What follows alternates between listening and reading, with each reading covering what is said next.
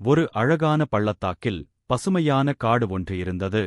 அந்தக் காட்டில் உயர்ந்து நிற்கும் மரங்கள் மனிதர்களுக்கும் விலங்குகளுக்கும் உயிராக இருந்தன. கோடைக்காலத்தில் மரங்கள் நிழல் தந்தன, மழைக்காலத்தில் மண்ணை பிடித்து வைத்து வெள்ளத்தை தடுத்தன, காற்றை சுத்தமாக்கி உயிர்காற்றை வழங்கின. பறவைகள் மரங்களில் கூடுகள் கட்டி மகிழ்ச்சியாக வாழ்ந்தன. குழந்தைகள் மர நிழலில் விளையாடி, பெரியவர்கள் ஓய்வெடுத்தனர். ஒருநாள் சிலர் அதிக லாபம் பெற வேண்டும் என்று எண்ணி மரங்களை வெட்டத் தொடங்கினர். மெதுவாக காடு வெறிச்சோடியது. மழை குறைந்தது, வெயில் அதிகரித்தது, நிலம் உலர்ந்தது. விவசாயிகளின் பயிர்கள் அழிந்தன. மக்கள் மரங்களின் மதிப்பை உணரத் தொடங்கினர். அப்போது ஒரு இளம் மாணவன் எழுந்து, மரங்கள் நம் வாழ்க்கையின் அடித்தளம் என்று அனைவரிடமும் பேசினான். அவன் தலைமையில் கிராம மக்கள் ஒன்றிணைந்து மரநடுகை இயக்கம் தொடங்கினர். ஒவ்வொரு வீட்டும் ஒரு மரம் நடும் பழக்கத்தை உருவாக்கியது. ஆண்டுகள் கடந்ததும் காடு மீண்டும் பசுமை அடைந்தது.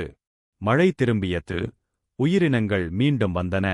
பாடம்: மரங்களை பாதுகாப்பது எதிர்கால தலைமுறைகளை பாதுகாப்பதற்குச் சமம்.